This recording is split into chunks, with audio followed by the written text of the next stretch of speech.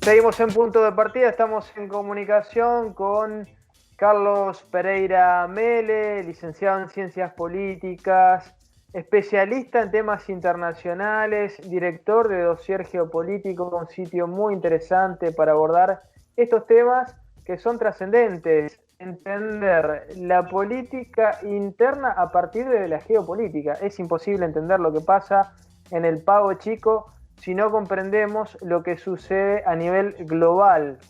Y en esta idea vamos a charlar hoy sobre el surgimiento de un maestro rural en Perú como fuerte figura política. Recientemente ganó las elecciones el maestro rural Pedro Castillo. Carlos, buen día, ¿cómo estás? Muy bien, muchas gracias por la invitación. Bueno, contanos tu parecer, ¿no? ¿Qué representa el surgimiento de Castillo? Bueno, el surgimiento de Castillo, en primer lugar, quiero hacer un punto muy claro. La importancia de Perú dentro de la estructura de la isla que es Suramérica, porque eso es importante tenerlo en cuenta.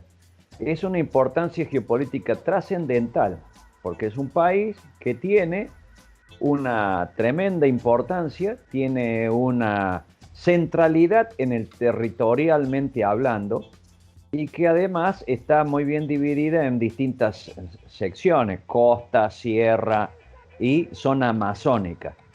Y, y forma parte de los nuevos ejes que se están estructurando en nuestra región. Y esto es muy, muy fuerte lo que está ocurriendo porque es como una continuidad de acontecimientos que vienen ocurriendo desde hace un par de años a esta parte. Y todo esto está, por supuesto, que ya lo hemos hablado contigo, fuertemente imbricado en qué? En los cambios globales que están habiendo. Esto se ve reflejado porque hay una crisis sistémica.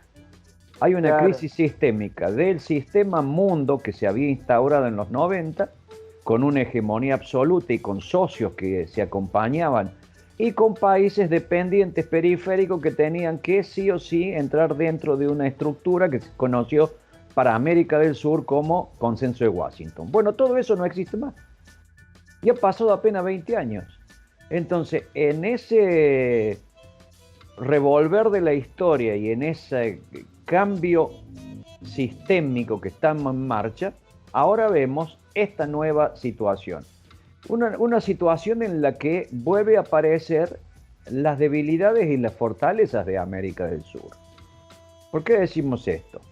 Porque América del Sur, debemos aclarar que prácticamente se ha transformado en los últimos 30 años gracias al neoliberalismo en especies de ciudades-estados, casi todas portuarias, y que ahí concentran una gran masa poblacional y fundamentalmente los grandes negocios, entre comillas. Y que por supuesto ha ido acompañado con ¿qué? Con una economía primaria, eliminación de una economía productiva, transformándose en economías de servicio y en economías de explotación de recursos básicos, tanto alimentarios como minerales, como de servicios financieros. Y nada más. Ahora, eso no cierra por ningún lado para las apetencias de un país, para la integración de la región y para una presentación como bloque de Sudamérica ante el nuevo contexto mundial. Por ejemplo, por ejemplo, estábamos analizando que las similitudes, Buenos Aires y el AMBA, son casi un tercio de la población de la Argentina. Y allí se desarrolla una fuerte lucha y un fuerte conflicto, pero que además empequeñece a todo el continente de la República, a todo el territorio de la República, perdón. Sí, Lo sí. mismo pasa con Santiago del Chile, que representa el 40% de la población de Chile, y lo mismo pasa con Lima y el Gran Lima, que representa el 32% de la población.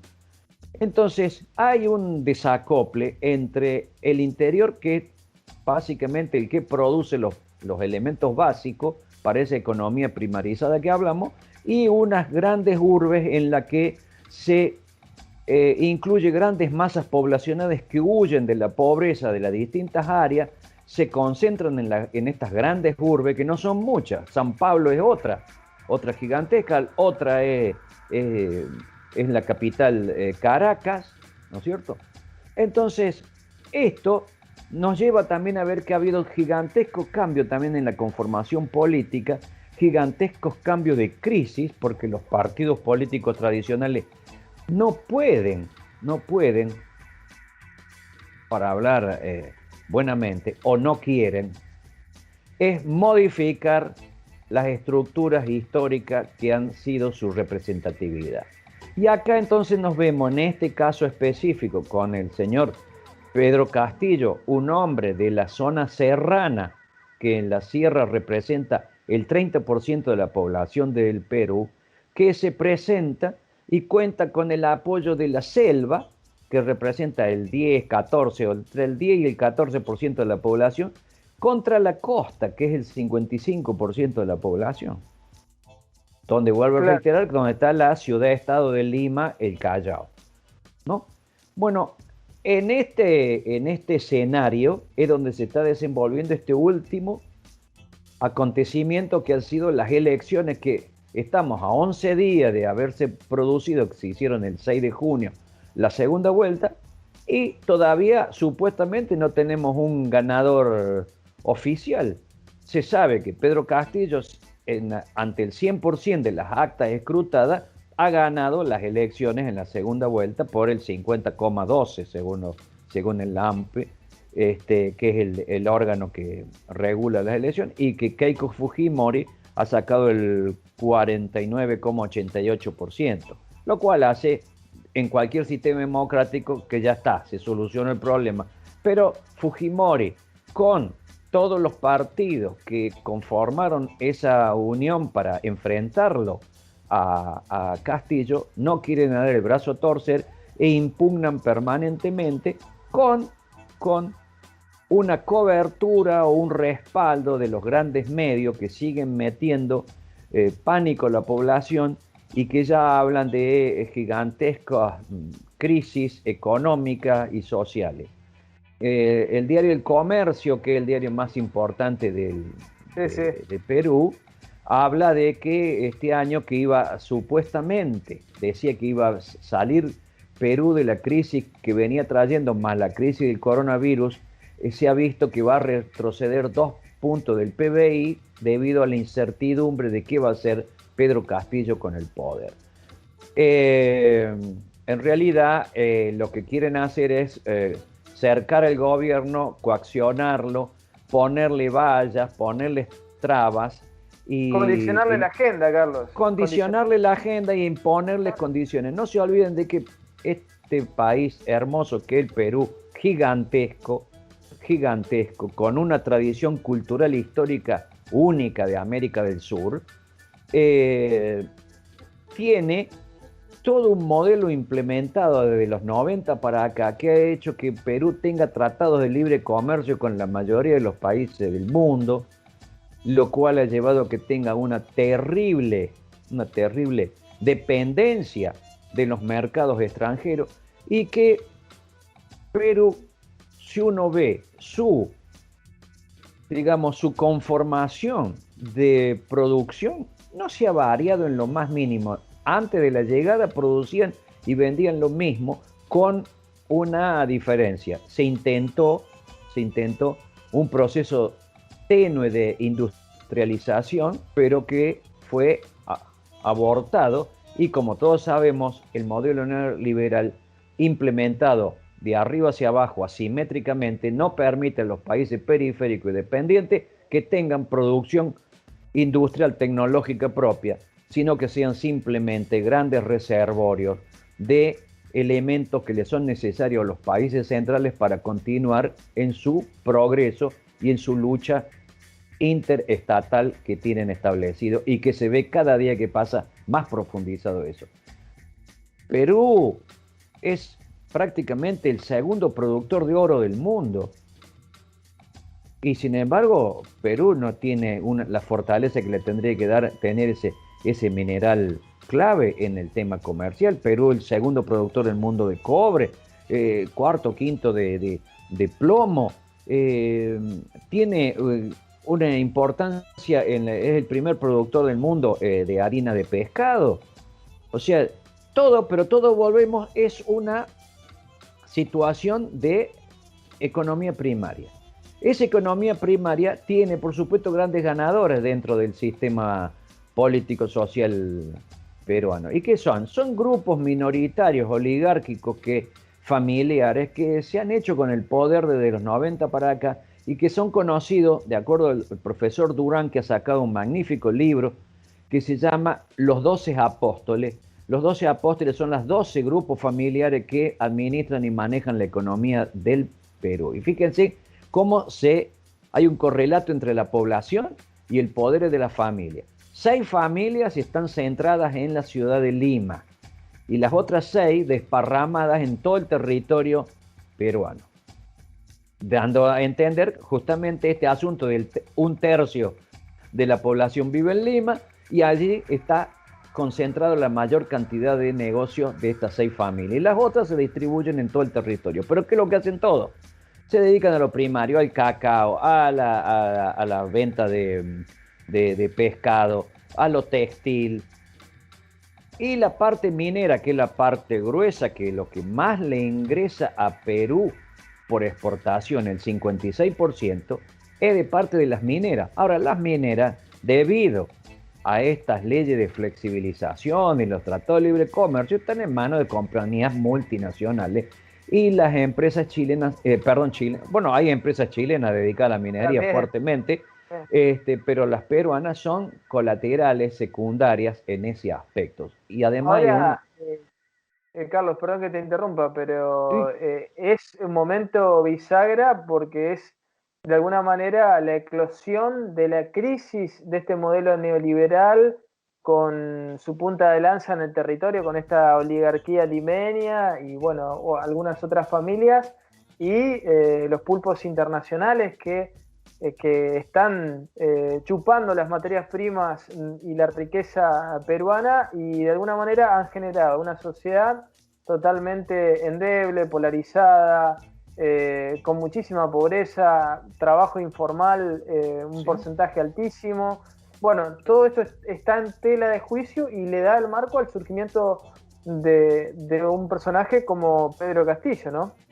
Correcto, este escenario que vos dijiste, más lo que estuve explicando anteriormente, pone en blanco sobre negro sobre estos nuevos cambios políticos que están ocurriendo en toda Latinoamérica, pero fundamentalmente en Suramérica.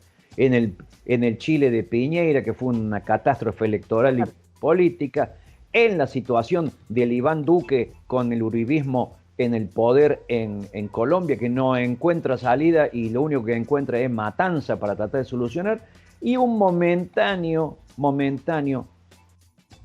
movimiento que han tenido en la República del Ecuador, donde Lasso ha ganado en la segunda vuelta. Pero eso es un canto de cisne porque es un momento bisagra en la historia, como venimos diciendo. Fíjate, y quiero detallarte esto, los principales lugares donde se exportan los productos la República del Perú ya no es Occidente, es Asia. Perú exporta el 40% de su producción al Asia y a la Unión Europea es prácticamente menos de la mitad, el 18%. Y Estados Unidos también es un índice del 15%. Entonces allí vemos cómo han cambiado los jugadores globales y eso también se ve reflejado en la política interna de cada país y en este caso específico en la República del Perú. Yo que lo visito permanentemente, te puedo decir, por ejemplo, que el parque automotriz no encontrás un auto europeo, a no ser que sean los de súper alta gama, ¿no? Pero la mayoría son asiáticos. No encontrás un solo vehículo norteamericano. Norteamericano no existe Ford, Chevrolet, nada de eso. Es una cosa que voy a decir, un Jeep de vez en cuando es un milagro histórico en Perú encontrarlo. pero lo que es toda la gama japonesa, coreana del sur, hindú y también la industria china automotriz, que nosotros la desconocemos en Argentina, pero que es muy fuerte y compite de igual a igual con precios mucho más baratos que la industria japonesa y tienen casi la misma calidad en producción, allí están presentes. O sea, estos cambios también se han visto reflejados en la política. Y ahora aparece don Pedro Castillo, un maestro rural de la zona de Cajamarca, la zona más productora de oro del Perú, y que hoy justamente el diario El Comercio dice, ¿qué va a hacer Pedro Castillo con las mineras? ¿Nacionaliza o aumenta los impuestos y las ganancias de lo que se exporta? Según uno puede leer así muy por arriba, la idea mayúscula es la de intentar cobrarle mayores ganancias a las mineras por las grandes explotaciones que hace y de esa forma consolidar una masa crítica de dinero para poder desarrollar el país y poder cubrir condiciones básicas que parece para los argentinos parece ser de que toda América es igual. No, las constituciones de otros países no incorporan la salud, no incorporan la vivienda, no incorporan la garantía laboral. Fijémonos, la actual legislación chilena, el agua no está incluido como un derecho. O sea, el agua es por ley, por lo tanto, el agua es privada y el que la tiene, y el que no la tiene, hablando mal y pronto, que se jorobe y la pague. Y si no, que se vaya a otro lado si no tiene agua.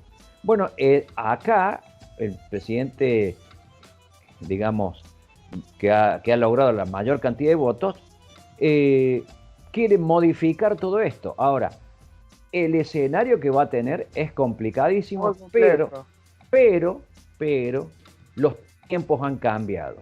Y como los tiempos han cambiado y como las relaciones de poder internacionales han cambiado también, tiene también muchas probabilidades de tener éxito en su gestión. Algunos, hoy decía la BBC, este hombre, ¿a quién lo va a seguir? ¿A Evo Morales? ¿A Correa?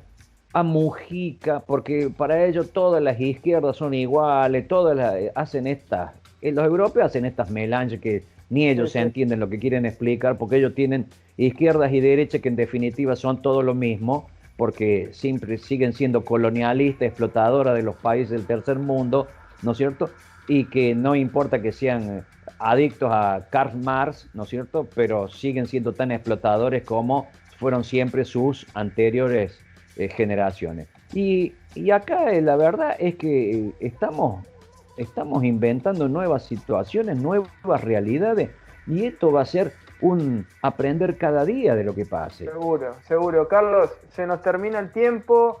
Seguramente vamos a volver a charlar sobre este tema que es apasionante, del surgimiento de Pedro Castillo, un maestro rural, el horror de las clases oligárquicas así en Lima ante un hombre que viene del interior más profundo, pero es un hombre conocedor del pueblo, un factor fundamental para afrontar los tiempos que vienen. Te mandamos un fuerte abrazo y muchas gracias por este análisis. No, por favor, gracias a ustedes por la invitación. Saludos a todos.